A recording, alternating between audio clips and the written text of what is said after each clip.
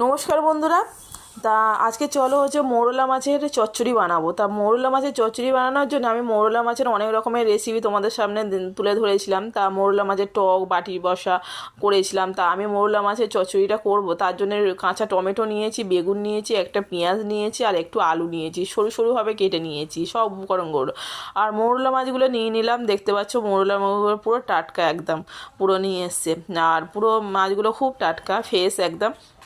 মাছগুলো আমি নুন হলুদ দিয়ে একটু মাখিয়ে নিয়ে এবার কি আমি তেলে ভালো করে একটু মচমচে করে ভাজবো, মানে কড়া করে একটু ভাজবো। কেন বলছি, আমার বাচ্চাগুলো এইভাবে করলে না খুব ভালো রকম খেতে চায়। আমার ছোটো মাছ আমার বাড়িতে অতটা খায়, বাচ্চাগুলো খেতে চায় না।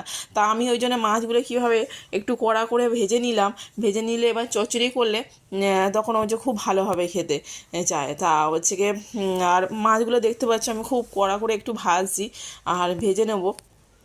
আর আমি মনিকা খৈরি, নস্কর, কলকাতা, ওয়েস্ট বেঙ্গল।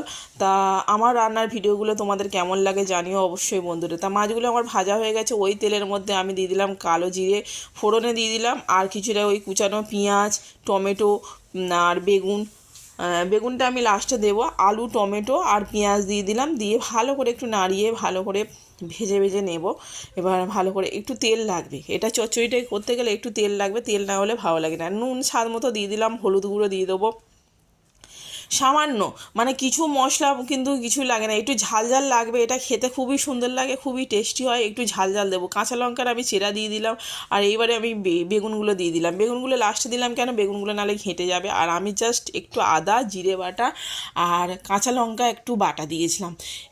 আমি যেহেতু চেরা কাঁচা লঙ্কা দিয়েছি বলে কাঁচা লঙ্কা। তা আমার এবার মাছগুলো দিলাম, ভালো করে মশলাটা কষানো হয়ে গেছে। এবার দিয়ে দিলাম এই মৌরলা মাছ ভাজাগুলো, দিয়ে ভালো করে নাড়িয়ে একটু জল দিয়ে দিলাম, হালকা জাস্ট একটু জল দিয়ে মাখা মাখা হবে। আর খেতে দুর্দান্ত লাগে, বাচ্চা বড় সবাই খেতে পারে। আর বড় মাছের থেকে ছোটো মাছটা বেশি উপকার। আর এই মাছটা খেতে খুবই সুন্দর লাগে। দেখো আমার ঝটপট রান্না হয়ে গেলে কেমন লাগলো জানাতে ভুলো না কিন্তু। Bye bye.